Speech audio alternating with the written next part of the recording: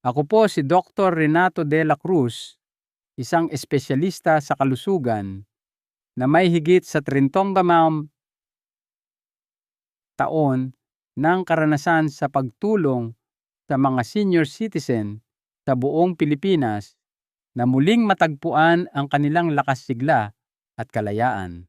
Paano kung sabihin ko sa inyo, mga minamahal kong ginang, na ang pagtalikod sa pagtatalik o pagpapalagayang loob pagkatapos ng edad 60 ay maaaring palihim na magpahina ng inyong puso, lumabo ang inyong memorya, lumambot ang inyong mga kalamnan, at ikulong kayo sa isang marupok na katawan na hindi nyo na makontrol. Hindi ito mangyayari paglipas ng maraming dekada, kundi mas maaga pa kaysa sa inyong inaakala. At kapag ito'y nagsimula na, ang paghina ay halos imposibleng mapigilan. Minsan nakasalamuha ako ng isang 74 anyos na babae na pumanaw ng tahimik sa kanyang pagtulog. Hindi dahil sa biglaang sakit, kundi dahil tinalikuran niya ang mismong koneksyon na maaaring nagpanatili sa kanya na masigla at buhay. Ang pagkawala na iyon ay hindi tiyak na mangyayari. Ito ay maiiwasan sana. Nakikita ninyo ang mismong gawain na tinatalikuran ng maraming nakatatandang kababaihan, kadalasan dahil sa hiya, takot o maling impormasyon, ay siya palang susi sa pagpapanatili, hindi lamang ng inyong kalusugang sexual, kundi pati na rin ng inyong katatagan sa emosyon, lakas ng puso, at maging ng inyong kalayaan. Hindi ito tungkol sa pagkapit sa nakaraan. Ito ay tungkol sa pangangalaga sa pinakamahalagang bahagi ng inyong sarili para sa hinaharap. Sa araw na ito, ibubunyag ko ang mga nakagugulat na katotohanan tungkol sa self-pleasure o pansariling pagbibigay kasiyahan na sanay nalaman na ng libu-libong nakatatandang kababaihan ilang dekada na ang nakalipas. Matutuklasan ninyo kung bakit ang pananatiling aktibo sa sexual na paraan ng pribado ay hindi lamang normal. Ito ay kinakailangan upang mapanatiling dumadaloy ang inyong dugo buhay, ang inyong mga nerbiyos, at bata ang inyong espiritu kahit nalampas pa sa edad na 70. At samahan ninyo ako dahil sa bandang huli, ibabahagi ko ang numero, unong pinakakinaliligtaang gawi na maaaring magligtas o sumira sa inyong sigla, isang simpleng kilos na maaari ninyong simulan ngayon upang mabawi ang sinusubukang agawin ng pagtanda. Bago tayo magpatuloy, kung hindi pa ninyo nagagawa, maglaan po ng sandali para mag-subscribe at i-on ang notification bell para hindi ninyo mapalampas ang isa pang aral na makapagpapabago ng buhay na idinisenyo upang tulungan kayong manatiling malakas, konektado, at masigla sa bawat edad. At kung ang mensaheng ito ay tumatagos sa inyo, i-type po ang walaan sa mga komento. Kung sa tingin ninyo ay mayroon pa kayong gustong matutunan, i-type ang 0.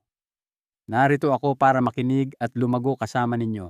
Minsan ang pinakamalaking panganib ay hindi yaong mga biglaang sumasalakay sa atin, kundi yaong mga pumapasok sa ating buhay nang hindi napapansin, unti-unting nagnanakaw ng ating lakas at diwa araw-araw, hanggang sa isang araw ay magtaka na lang tayo kung saan napunta ang mga ito. Ang tahimik na paghina na walang nagbabala sa inyo kapag nililingon ko ang mga dekada ng pagtatrabaho kasama ang mga nakatatandang kababaihan, may isang partikular na uri ng kalungkutan na hindi ako iniiwan. Ito ang kalungkutan ng panunood sa mga malalakas at mararangal na babae na unti-unting nanghihina, hindi dahil sa isang malubhang karamdaman, kundi dahil sa isang mabagal at tahimik na pagguho na hindi nila nakita. Inakala nila na ginagawa nila ang tama, ang pagtanda ng may dignidad, ang pagtanggap sa mga pagbabago ng walang tanong, ang pagbitiw sa kanilang sexual na pagkatao. Dahil tutal, hindi ba't ganoon naman dapat ang pagtanda para sa isang babae? Ngunit ang katotohanan ay mas nakadudurog ng puso. Ang isinuko nila ay hindi lamang ang sex. Isinuko nila ang sigla. Isinuko nila ang lakas, memorya, kalayaan, ang mga mismong katangian na bumubuo sa kung sino sila. At hindi nila ito namalayan hanggang sa huli na ang lahat. Naaalala ko ang isang partikular na babae. Tawagin natin siyang Rosita. Siya ay 72 anyos nang magpatingin sa akin, bagamat mas matanda pa siyang tingnan. Bagsak ang kanyang mga balikat. Maputla at manipis ang kanyang balat. Mahina at nanginginig ang kanyang boses. Sinabi niya sa akin na wala na siyang anumang uri ng sexual na aktibidad kahit na pribadong paglalambing sa sarili sa loob ng mahigit 15 taon. Noong una, inakala niyang marangal kahit nakagalang-galang na isantabi ang bahaging iyon ng kanyang buhay. Naniniwala siyang tumatanda siya ng may dangal. Ngunit ngayon, habang nakaupo sa aking opisina, inamin niya ng may luha sa mga mata na para siyang multo ng kanyang sarili. Nahihirapan siyang alalahanin ang mga simpleng bagay. Palagi siyang pagod. Ang kanyang mga kalamnan ay sobrang nanghina na ang pag-akyat sa hagdanan ay parang pag-akyat sa bundok. Ang pinakamasakit sa puso ko ay nang marinig ko siyang bumulong. Hindi ko alam kung may nagsabi lang sa akin, kung pinanatili ko lang na buhay ang bahaging iyon ng sarili ko, siguro hindi ako nakaupo rito, na parang kalahati na lang ng pagkababae ko. Ang kwento ni Rosita ay hindi bihira. Ito ang nakatagong trahedya na nangyayari sa milyon-milyong buhay. Kung walang regular na sexual na estimulasyon, kung hindi pinananatiling buhay ang enerhiyang iyon, nagsisimulang magsara ang mga pangunahing sistema ng katawan. Nababawasan ang daloy ng dugo. Ang mga dulo ng nerve endings ay nanghihina. Ang mga hormone na sumusuporta sa tono ng kalamnan, linaw ng pag-iisip at katatagan ng emosyon ay biglang bumabagsak. Ang pagbabago ay unti-unti, halos hindi napapansin sa simula. Kaunting bawas sa lakas, kaunting pagiging makakalimutin, kaunting dagdag na pagod.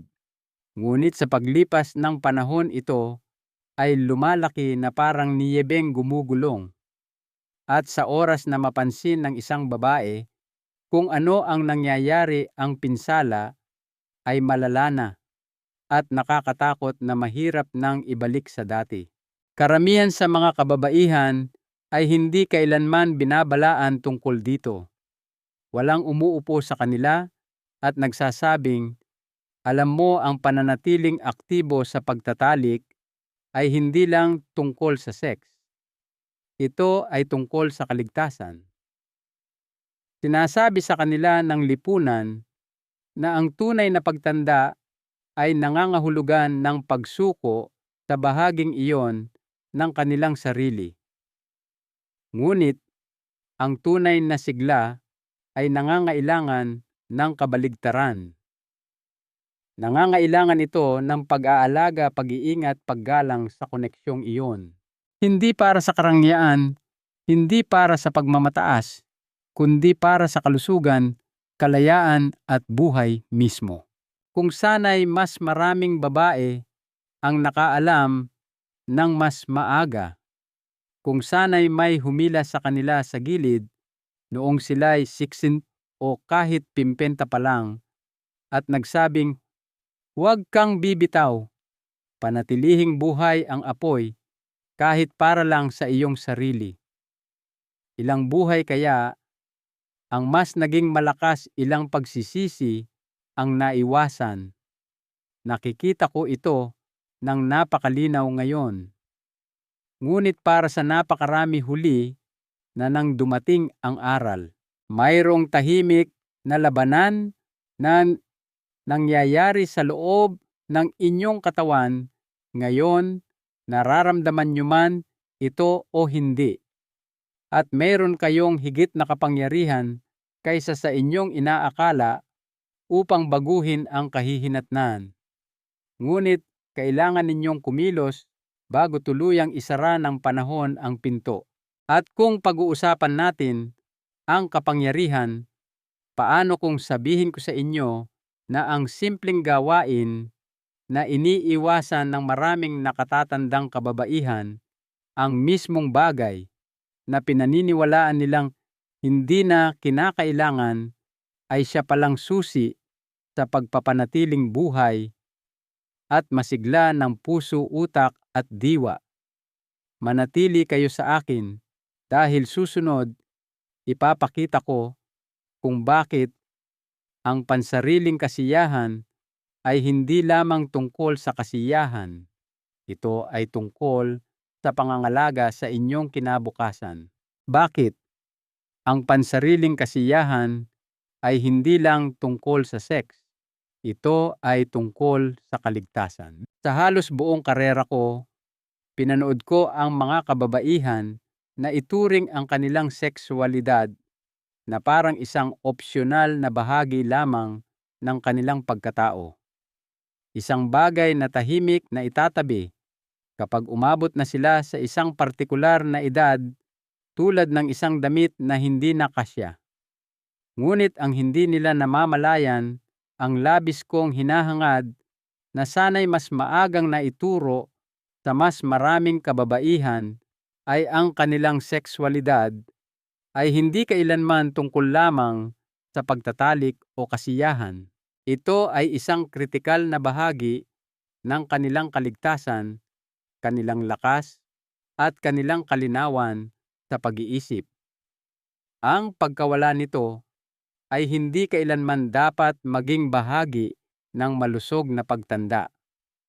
Ang pagsuko nito ng walang laban ay hindi kailanman ang plano ng kalikasan para sa kanila. Naaalala ko ang isang pag-uusap namin ng isa pang pasyente, si Francisca, isang retiradong guro na ipinagmamalaki ang kanyang katatagan. Sa edad na 87, mukha pa rin siyang masigla, ngunit inamin niyang may nawala sa kanya na mas malalim, isang kislap, isang sigla na hindi niya maipaliwanag. Sinabi niya sa akin na tinalikuran na niya ang lahat ng uri ng sexual na aktibidad, maraming taon na ang nakalipas sa pag-aakalang iyon ang ginagawa ng isang marangal na nakatatandang babae. Ngunit kasabay ng pagkawala na iyon, nagsimula siyang makapansin ng iba pang mga bagay na nawawala, isang gumagapang na pagod, isang tila ulap sa kanyang pag-iisip, isang banayad na panghihina sa kanyang mga binti. Noong una, ipinagwalang bahala niya ito bilang normal na pagtanda. Nang mapagtanto niyang may mali pakiramdam niya, ay huli na ang lahat. Habang nakaupo sa aking harapan, umiling siya at sinabing kung may nagsabi lamang sa akin, kung naunawaan ko lang kung ano talaga ang nangyayari, hinding-hindi ko hahayaang manghina ako ng ganito. Nakikita ninyo, ang pansariling kasiyahan ay hindi isang luho mula sa kabataan. Ito ay isang biolohikal na ehersisyo isang gawain ng pagpapanatili. Sa bawat oras na ginagawa ninyo, iduwain na ninyo ito, pinasisigla ninyo ang daloy ng dugo sa mahahalagang tissue, pinananatiling malambot ang mga ugat at mabilis tumugon ang mga nerbiyos. Naghahatid kayo ng oxygen at sustansya sa mga bahaging lubhang nangangailangan nito upang manatiling buhay. Pinapagana ninyo ang mga hormonal pathway na tumutulong sa pagpapanatili ng tono ng kalamnan, pagprotekta sa memorya, at pagpapanatili ng emosyonal na katatagan. Kung wala ang estimulasyong iyon, ang mga sistemang iyon ay unti-unting nanghihina tahimik at tuloy-tuloy. Una, nawawalan kayo ng lakas na hindi nyo man lang namamalayang nawawala. Pagkatapos nawawala ang talas ng isip. Sa kalaunan nawawala ang kalayaan na dating nagbigay kahulugan sa inyo. Nakakadurog ng puso kung gaano kakaunting kababaihan ang nakakaalam nito. Pinaniniwala sila na ang paghinto ay marangal na ang pagsuko ay kagalang-galang. Ngunit walang marangal sa pagpapabaya sa inyong katawan na mas mabilis na masira kaysa sa nararapat. Walang kagalang-galang sa pagkawala ng mga bahagi ng inyong sarili na maaaring nailigtas sana sa pamamagitan ng isang bagay na kasing natural, kasing simple ng pagpapanatiling buhay ng inyong intimate life, kahit para lang sa inyong sarili, kahit sa mga pribadong sandali ng pag-iisa.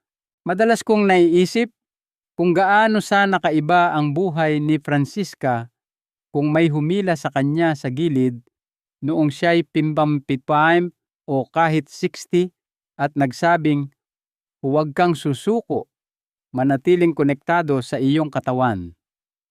Panatilihing dumadaloy ang iyong dugo, gumagana ang iyong mga nerbiyos, buhay ang iyong diwa, ilang hagdan, kaya ang mas madali niyang naakyat ilang araw, kaya siyang gumising na may mas maraming enerhiya at linaw, gaano pa kaya katagal niyang napanatili ang matapang na liwanag sa kanyang mga mata na minsang nagparamdam sa kanya na siya'y hindi magagapi. Ang trahedya ay hindi ang pagtanda. Ang pagtanda ay natural, hindi maiiwasan, maganda pa nga kung tatanggapin ng tama. Ang trahedya ay ang hindi kinakailangang pagsuko. Ang mabagal, maiiwasang pagkupas ng isang babae na marami pang buhay na natitira. Sa ngayon, sa loob ng inyong sariling katawan, ang labanan sa pagitan ng pangangalaga at paghina ay tahimik na nagaganap at hawak ninyo ang higit na kapangyarihan kaysa sa inyong inaakala upang impluwensyahan ang kahihinatnan. Ang pansariling kasiyahan, malayo sa pagiging isang nakakahiyang labi ng kabataan, ay isa sa pinakasimple at pinakamakapangyarihang kasangkapan na mayroon kayo upang manatiling malakas, matalas, at masigla hanggat pinahihintulutan ng kalikasan. Ngunit ito ay humahantong sa isang mas malalim na katotohanan na hindi naririnig ng karamihan sa mga kababaihan. Kahit na magbago ang inyong katawan, kahit na iba na ang pakiramdam ng pagkaantig, ang inyong kakayahang makaramdam ng kasiyahan at ng tunay at makabuluhang sukdulan ay hindi kailangang mawala. Sa katunayan, maraming kababaihan ang nakatutuklas ng isang ganap na bagong dimensyon ng kasiyahan na hindi nila alam na posible pala. Manatili kayo sa akin dahil susunod sisirain natin ang isa sa pinakamalaking kasinungalingan na nagkukulong sa mga nakatatandang kababaihan sa kahihiyan at bubuksan natin ang isang bagong pag-unawa sa kung ano talaga ang kayang gawin ng inyong katawan. Kaya mo pa ring makaramdam ng sukdulan kahit iba na ang pakiramdam. Isa sa pinakamalulupit na kasinungalingan na nakita kong nagnakaw ng pag-asa mula sa mga nakatatandang kababaihan ay ang ideya na kung ang kanilang katawan ay hindi na tumutugon sa eksaktong paraan tulad noong kanilang kabataan, tapos na ang kanilang mga araw ng kasiyahan. Nakakadurog ng puso kung gaano karaming malalakas at may kakayahang kababaihan ang sumusuko sa kasinungalingang iyon, naniniwalang ipinagkanulo sila ng kanilang katawan na sila ay nasira na at hindi na maaayos pa. Tinalikuran nila ang isa sa pinakamalalim na mapagkukunan ng koneksyon, kagalakan at sigla sa buhay, hindi dahil kailangan, kundi dahil walang sinuman ang nagsabi sa kanila ng katotohanan.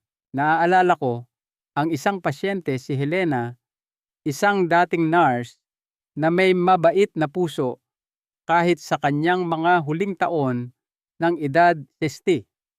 Nakaupo siya sa aking opisina isang maulang hapon, nakatingin sa bintana ang kanyang boses ay halos bulong na lang nang sabihin niyang, "Dok, tapos na para sa akin. Hindi ko na maranasan ang mga bagay tulad ng dati. Palagay ko, wala na ang bahaging iyon ng buhay ko."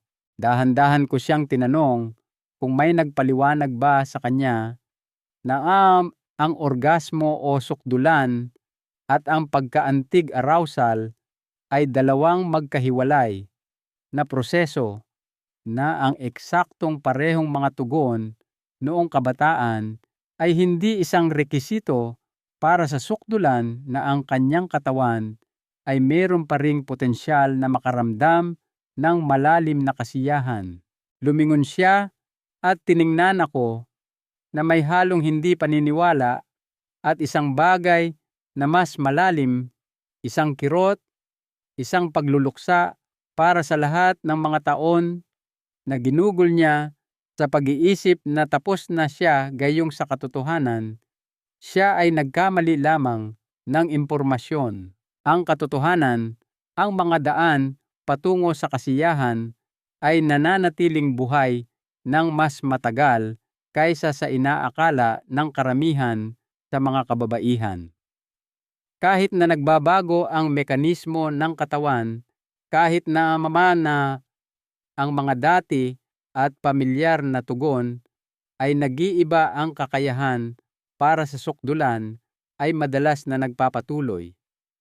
Minsan nangangailangan ito ng kaunting pasensya, kaunting pagtuklas, kaunting tiwala sa sariling katawan.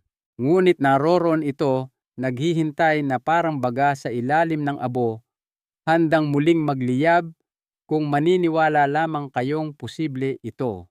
Nasisira ang puso ko kapag naiisip ko kung gaano karaming kababaihan tulad ni Helena ang gumugol ng mga taon, kahit dekada, sa pagluluksa sa isang pagkawala na hindi naman talaga nawala.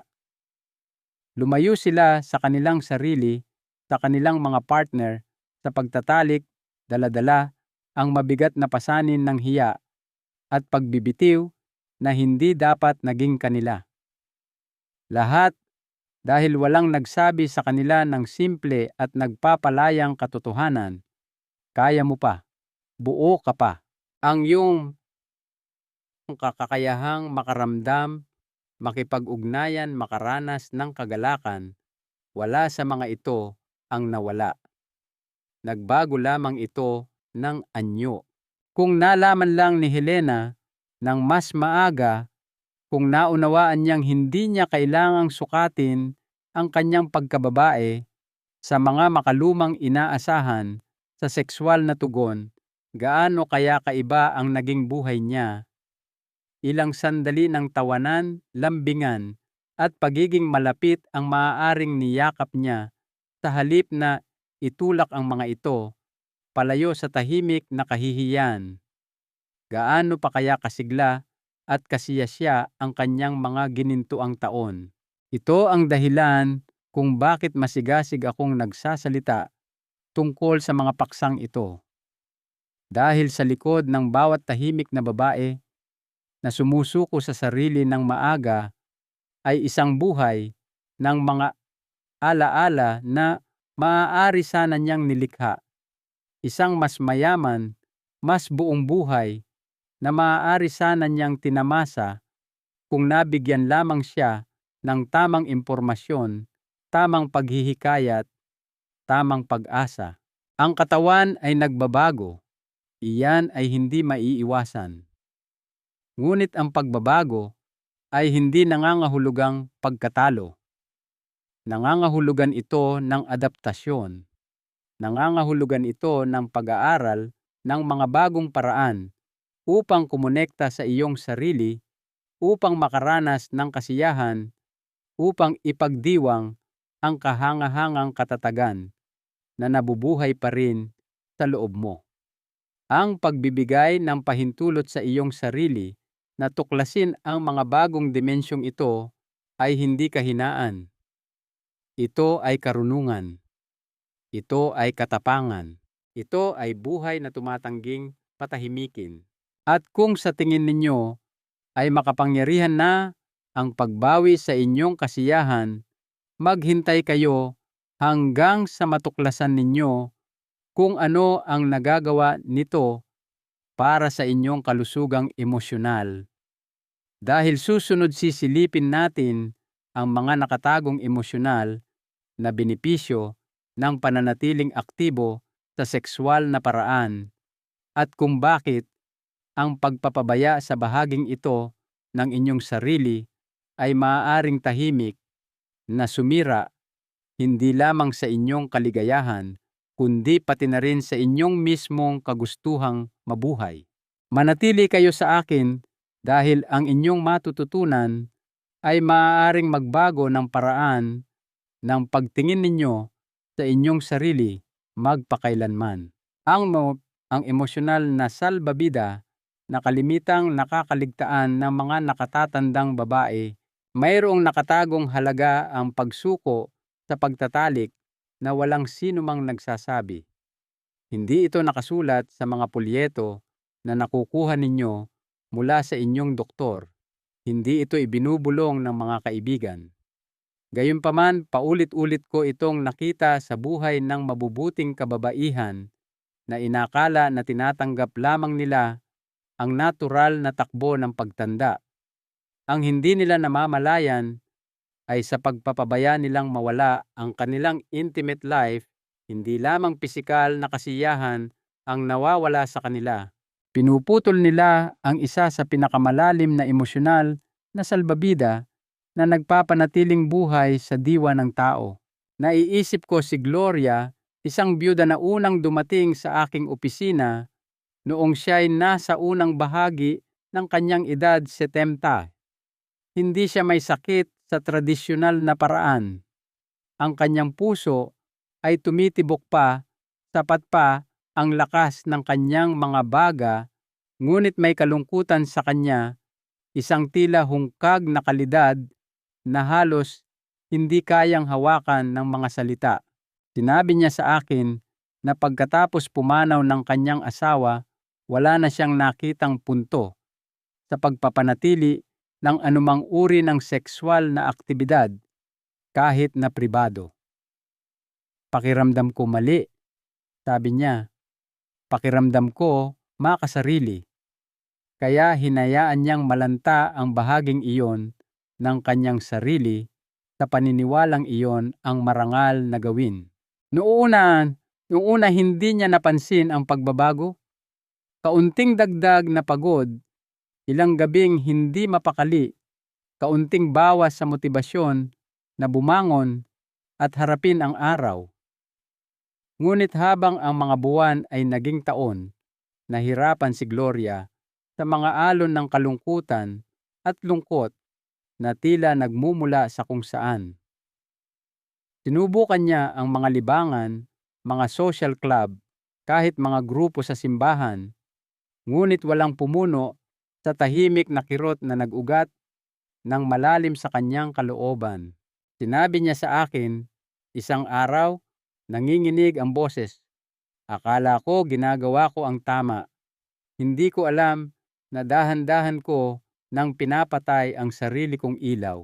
Sinasabi na ngayon ng agham, ang alam na ng puso ni Gloria, ang regular na sexual na aktibidad kahit na mag-isa ay tumutulong sa pagkontrol sa mga stress hormone ng katawan.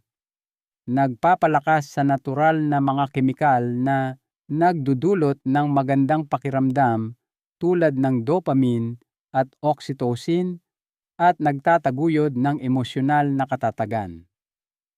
Hindi lamang ito tungkol sa magandang pakiramdam sa sandaling iyon. Ito ay tungkol sa pagpapanatiling matalas ang isip, bukas ang puso, at nakikibahagi ang diwa sa buhay. Kung wala ang estimulasyong iyon, ang kimika ng katawan ay kumikiling patungo sa depresyon, pagkabalisa, pag-iisa. Nagiging mas mahirap makahanap ng kagalakan sa mga simpleng bagay, mas mahirap bumangon mula sa mga pagkabigo, mas mahirap manatiling konektado sa mundo sa paligid mo. Hindi ko na mabilang kung gaano karaming kababaihan ang umamin sa akin, madalas sa pigil at hiyang tono na pakiramdam nila ay hindi na sila nakikita pagkatapos ng edad 65, 70, 75. Naniniwala silang ang kanilang kabuluhan, ang kanilang kaugnayan, ang kanilang mismong pagiging buhay ay kumupas na. At gayunpaman, paulit-ulit kong nakita ang mga babaeng iyon na muling nakamit ang isang masigla at makabuluhang buhay nang maglakas loob silang muling kumonekta sa kanilang sarili sa pinaka-primitive at makataong paraan. Hindi sa pamamagitan ng paghahabol sa isang imposibleng pantasya ng kabataan, kundi sa pamamagitan ng paggalang sa mga pangangailangan ng katawan at kaluluwa na nananatiling buhay na buhay, kahit na sinasabi sa kanila ng mundo na dapat ay matagal na silang inilibing. Kung nalaman lang ni Gloria nang mas maaga na ang pag-aalaga sa kanyang intimate life, ay hindi isang pagtataksil sa kanyang pagluluksa, hindi isang makasariling gawain, kundi isang malalim na anyo ng paggalang sa sarili at emosyonal na kaligtasan. Gaano kayang sakit ang naiwasan niya? Gaano pa kaya katagal niyang nadala ang kislap ng kagalakan sa kanyang mga mata sa halip na sumuko sa mabigat at kulay abong katahimikan na kalaunay bumalot sa kanya. Ang tunay na trahedya ay hindi ang pagtanda ng mga kababaihan. Ito ay ang pagtuturo sa kanila na tumanda sa pamamagitan ng pagputol sa kanilang sarili mula sa mga mismong salbabida na nagpapanatili sa kanilang ganap na pagiging tao. Ngunit hindi kailangang maging ganoon. Kahit ngayon, nasaan ka man sa iyong paglalakbay, hindi pa huli ang lahat upang piliin ang koneksyon kaysa pag-iisa, sigla kaysa pagsuko. At gaano man kalakas ang kalusugang emosyonal, may mas malalim pang panganib na nagkukubli kapag masyadong maagang isinusuko ng mga kababaihan ang kanilang intimate lives. Ito ay isang banta hindi lamang sa kanilang kaligayahan, kundi sa kanilang mismong kaligtasan. Sa susunod na bahagi, ibubunyag ko ang dalawang tahimik na puwersa na mabilis na nagpapabilis sa pisikal na paghina sa mga nakatatandang kababaihan at kung paano ang pananatiling konektado sa inyong katawan ay maaaring mangahulugan ng pagkakaiba sa pagitan ng pamumukadkad at simpleng pag-iral lamang. Takot at hiya ang mga nakatagong kaaway ng sigla.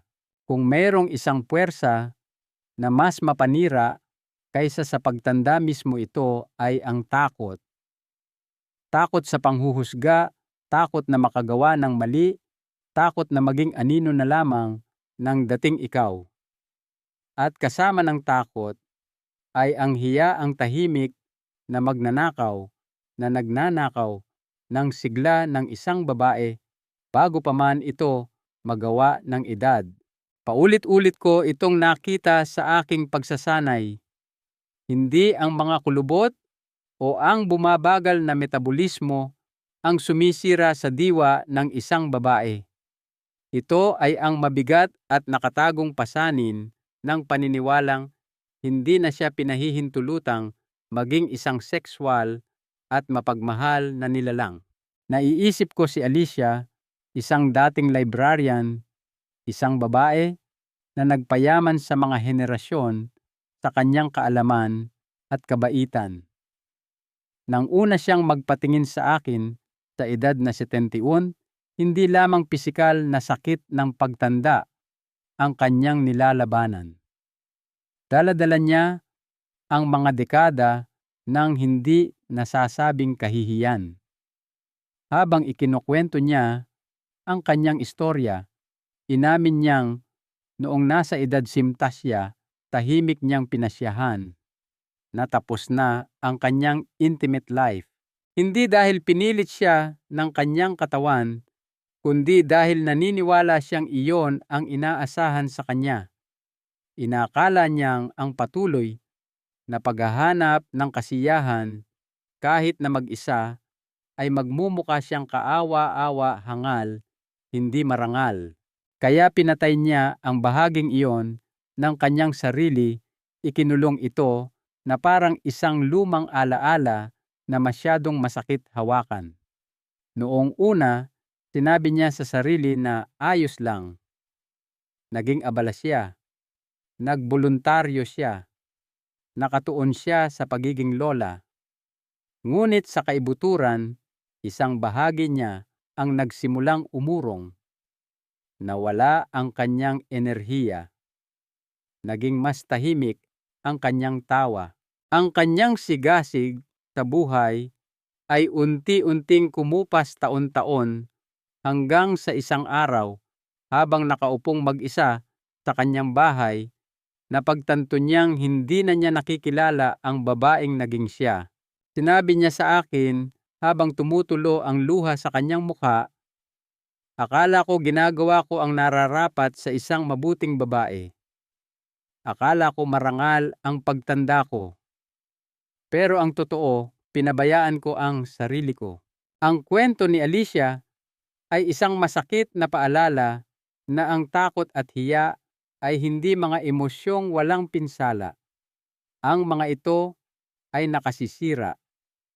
Unti-unti nilang kinakain ang lakas, kumpiyansa at kagalakan mula sa loob. Kinukumbinsi nila ang mga kababaihan na ang kanilang mga pangangailangan, kanilang mga pagnanasa, kanilang mismong pagiging tao ay isang bagay na dapat itago o burahin. At sa paggawa nito, pinapabilis nila ang mismong paghina na desperadong iniiwasan ng napakaraming kababaihan. Ang katotohanan, ang pananatiling konektado sa sarili sa sexual na paraan ay hindi isang gawa ng desperasyon o kahangalan. Ito ay isang gawa ng katatagan. Ito ay isang pagtanggi na hayaang diktahan ng takot ang mga tuntunin ng iyong buhay. Ito ay isang matapang na paninindigan para sa iyong sariling sigla, iyong sariling dignidad, iyong sariling karapatang makaramdam na buhay kahit na lumilipas ang mga taon. Kung nalaman lang ni Alicia nang mas maaga na ang paghahanap ng kasiyahan ay hindi kahiya-hiya kundi mahalaga. Kung naunawaan lang niya na ang paggalang sa natural na mga impulses ng kanyang katawan ay hindi isang pagtataksil sa edad, kundi isang pagdiriwang ng buhay. Gaano pa kayang tawanan ang pumuno sana sa kanyang mga araw, gaano pa kayang mga sandali ng koneksyon ng panloob na apoy ang nadala sana niya sa takipsilim ng kanyang mga taon. Bawat babae na tahimik na nagtabi ng kanyang mga pagnanasa ay kailangang marinig ito. Ang iyong sigla ay hindi isang bagay na dapat mong isuko upang matugunan ang mga inaasahan ng mundo. Ang iyong lakas, iyong diwa, iyong kakayahang magalak ang mga ito ay sa iyo upang protektahan, alagaan, ipagdiwang. At kung sa tingin ninyo ang pagbawi sa inyong sexualidad ay tungkol lamang sa magandang pakiramdam, mag-isip muli. Dahil susunod, ipapakita ko sa inyo kung paano ang isang simpleng pang-araw-araw na gawain hindi lamang kinasasangkutan ng pagtatalik, kundi pati na rin ng pagkilos, ay maaaring muling pagliyabin ang daloy ng dugo, muling buuin ang nawalang lakas, at ibalik ang pakiramdam ng kapangyarihan na pinaniniwalaan ng maraming kababaihan na tuluyan ng nawala. Manatili kayo sa akin dahil ang pinakamaganda ay darating pa. Isang simpleng pang-araw-araw na gawain para mabawi ang ninanakaw ng pagtanda. Mayroong halos kalupitan sa paraan ng paglusob ng pagtanda sa isang babae. Hindi ito dumarating ng biglaan tulad ng isang biglaang bagyo. Dumarating ito ng unti-unti, tulad ng isang mabagal na butas sa katawan ng isang dating makapangyarihang barko. Kaunting bawas sa lakas dito, kaunting bawas sa talas doon. Isang araw, magigising ka at mapagtatanto mong ang babaeng nakikita mo sa salamin ay anino na lamang ng babaeng dati mong pagkatao. At ang trahedya ay hindi ang pagtanda.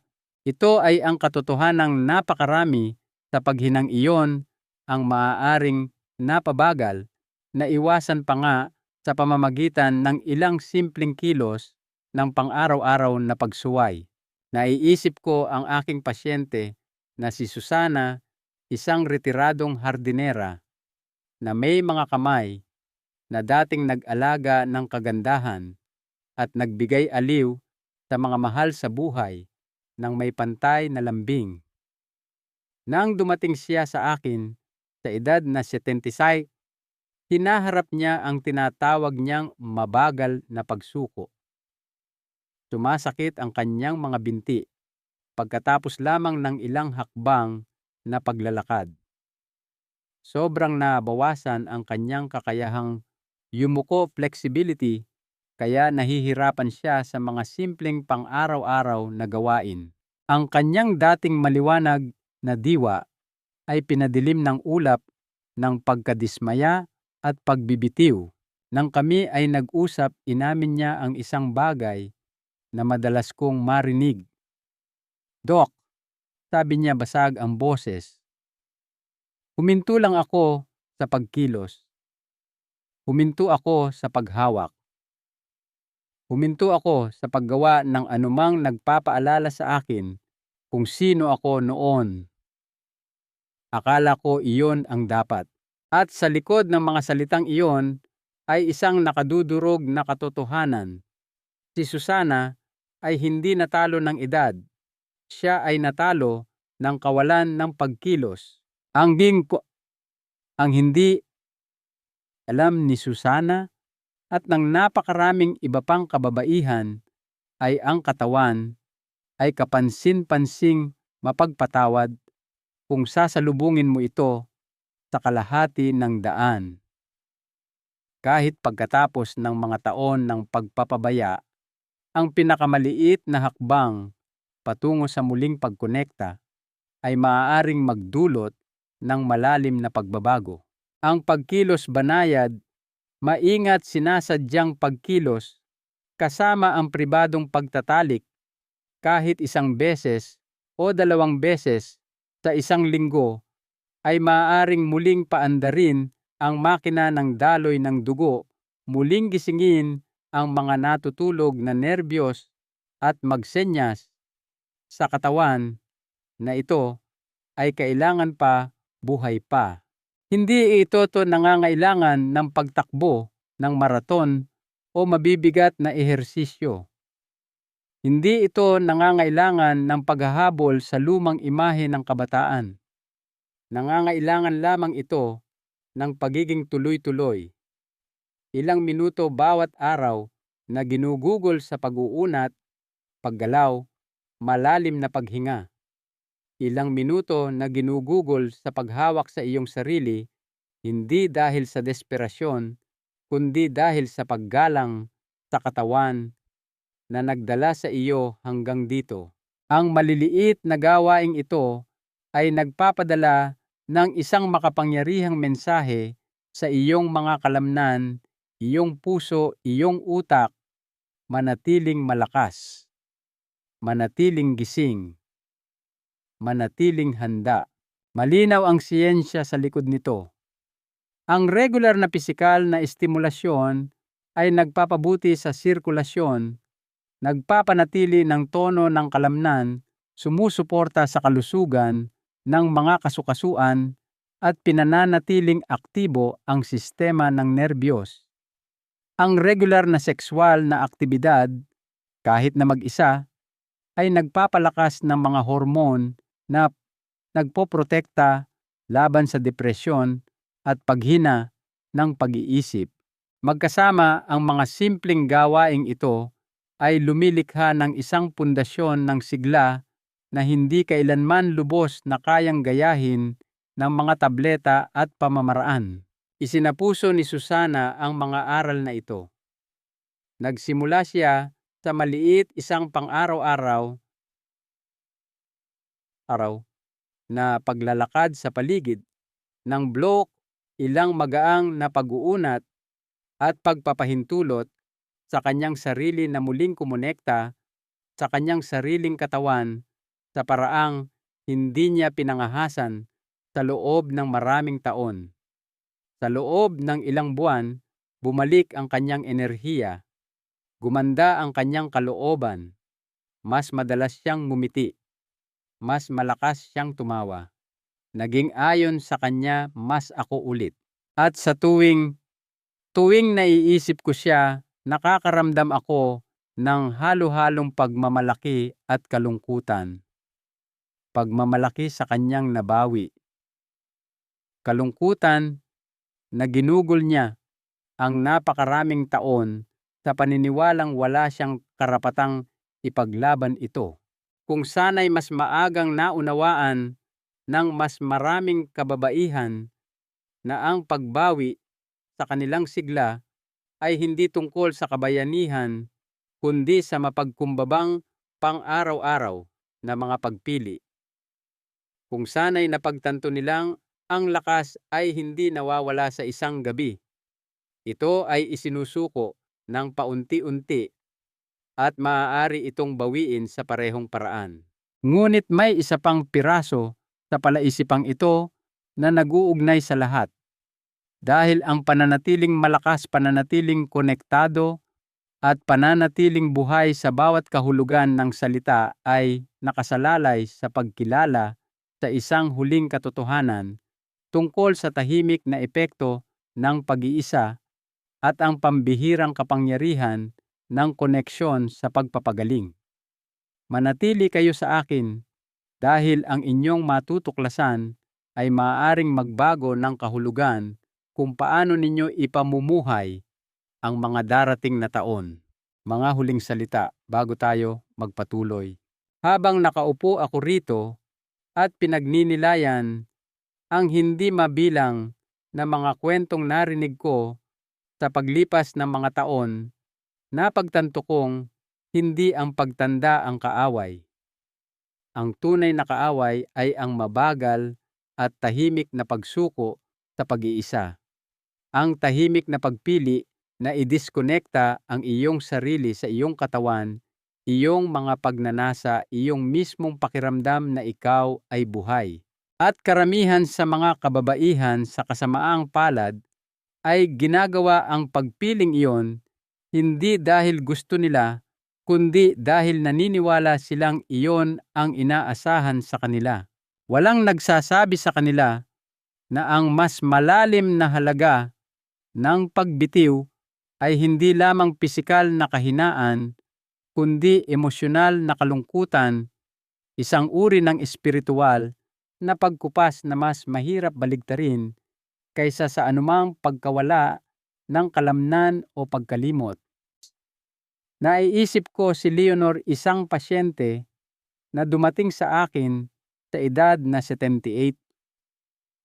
Sa papel maayos naman siya, sapat ang lakas ng kanyang puso. Disente ang kanyang mga resulta sa laboratorio.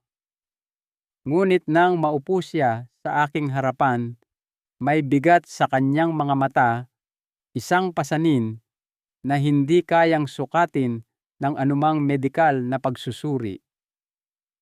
Inamin niyang sa paglipas ng mga taon, huminto na siyang maghanap ng koneksyon, hindi lamang sexual na koneksyon, kundi lahat ng koneksyon.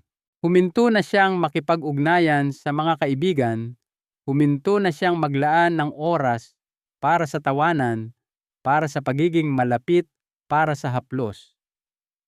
Naniniwala siya, tulad ng napakaraming kababaihan sa kanyang henerasyon, na marangal ang tumanda ng may katatagan na tiisin ang kalungkutan ng may tahimik na dignidad.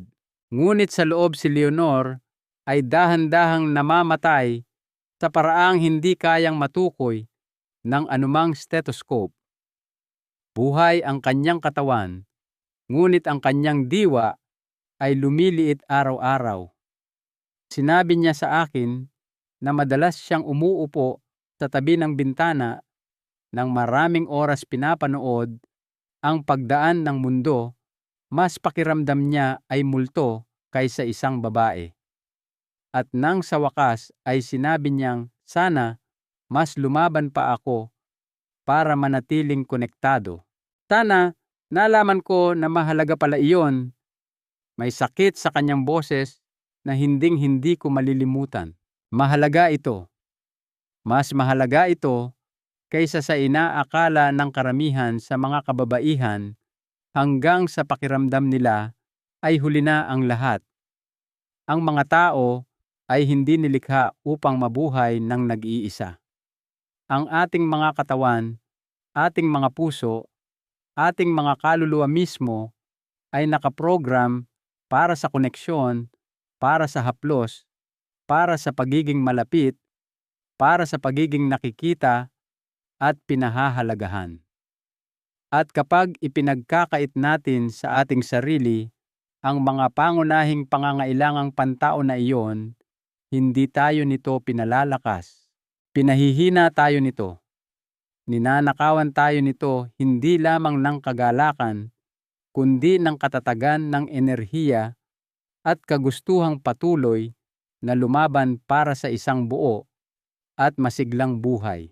Kung nalaman lang ni Leonor nang mas maaga, kung naunawaan niyang ang pagpapanatili ng pagtatalik sa pamamagitan man ng mga relasyon, sa pamamagitan ng pagkonekta sa sarili, sa pamamagitan ng mga simpleng kilos ng pakikipag-ugnayan, ay hindi makasarili o kahangalan, kundi mahalaga.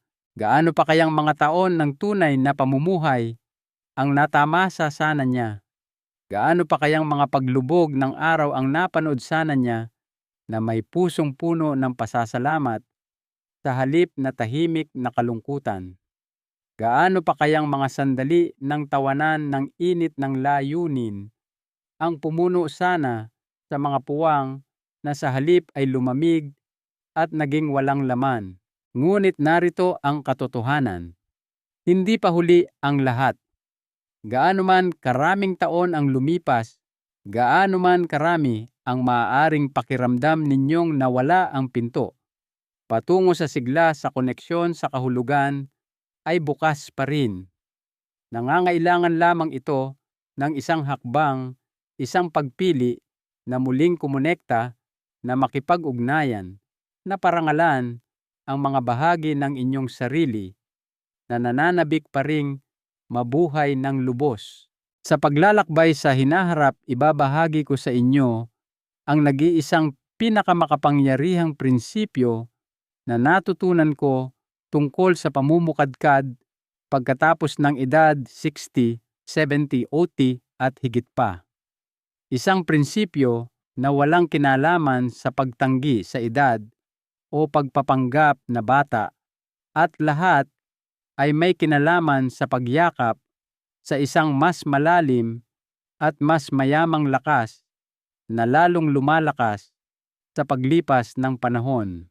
Manatili kayo sa akin dahil ang susunod ay maaaring lubos na magbago ng lahat ng inyong pinaniniwalaan tungkol sa pagtanda at magpakita sa inyo ng isang landas hindi lamang upang mabuhay, kundi upang tunay na mamukadkad. Pangwakas na konklusyon, ang pagtanda ay hindi isang sentensya. Hindi ito ang katapusan ng sigla, layunin o koneksyon. Ito ay isang transisyon. Isang transisyon na maaaring ubusin ang buhay ng isang babae o magbukas ng mga pinto sa isang mas malalim, mas matatag na lakas na hindi niya alam na taglay pala niya. Bawat kwentong narinig ninyo ngayon, sina Rosita Francisca, Helena Gloria, Alicia, Susana, Leonor, ay nagdadala ng parehong aral. Ang tunay na trahedya ay hindi ang pagtanda. Ang tunay na trahedya ay ang pagsuko bago pa man dumating ang iyong oras. Hindi pa huli ang lahat. Hindi kailanman huli ang lahat upang bawiin ang mga bahagi ng inyong sarili na tahimik pa ring nag-aalab sa ilalim ng balat. Hindi kailanman huli ang lahat upang igalaw ang inyong katawan, upang hawakan ang inyong sariling balat ng may paggalang, upang muling kumonekta sa enerhiya na laging sa inyo. Hindi ninyo kailangang tukuyin ng paghina.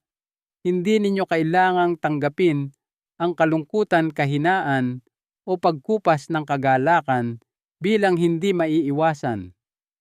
Mayroon kayong kapangyarihang tumayo sa inyong sarili sa mga maling paniniwala na itinuro sa inyo tungkol sa pagtanda sa mga tahimik na kaaway ng takot at hiya. Bawat maliit na kilos ng koneksyon, bawat tahimik na sandali ng paggalang sa inyong katawan ay isang paghihimagsik laban sa mabagal na pagkupas ng buhay. Ito ay isang deklarasyon na narito pa rin kayo, malakas pa rin, karapat-dapat pa rin sa pagnanasa sa sigla sa kagalakan. Isang huling aral mula kay Dr. De La Cruz, ang pinakamahalagang aral na natutunan ko at sana'y baunin ninyo ngayon, mga ginang, ay ito. Ang inyong halaga, sigla at kakayahang magalak ay hindi nakatali sa inyong edad o pisikal na kakayahan, kundi sa inyong pagnanais na manatiling konektado sa inyong katawan, sa inyong diwa at sa buhay mismo. Huwag hayaang kumbinsihin kayo ng takot, hiya o makalumang mga ideya na idiskonekta ang inyong sarili. Piliin ang sigla. Piliin ang koneksyon. Piliin ang buhay bawat isang araw. Ang susunod na kabanata ng inyong buhay ay isinusulat pa lamang. Hawak ninyo ang panulat. Piliing isulat ito ng may tapang, may layunin at may matinding kaalaman na ang pinakamagagandang bahagi ninyo ay hindi nasa likuran. Naghihintay silang mabuhay ng lubos at walang pag-aatubili ngayon din. Ang mga aral na ito ay nilalayong magbigay inspirasyon sa inyo na mabuhay ng lubos at tunay. Ngayon, nais kong marinig mula sa inyo. Maglaan po ng sandali upang pagnilayan at ibahagi ang isang bagay na inyong natutunan at planong isabuhay. Suportahan natin ang isa't isa sa paglalakbay na ito tungo sa pagyakap sa mga katotohanan ito. Kung nakahanap kayo ng halaga sa mensaheng ito, mangyaring mag-iwan ng komento na 1. Kung sa tingin ninyo ay may kulang o may iba pa kayong naiisip, huwag mag-atubiling magkomento ng 0. Malaki po ang halaga ng inyong feedback. Huwag kalimutang mag-subscribe para sa higit pang nilalaman na tulad nito na idinisenyo upang tulungan kayong umunlad sa bawat edad. Pakishare po ito sa mga kaibigan o miyembro ng pamilya na maaaring makinabang sa pakikinig sa mensaheng ito. Salamat po sa pakikinig at naway mamuhay tayo ayon sa sarili nating mga tuntunin.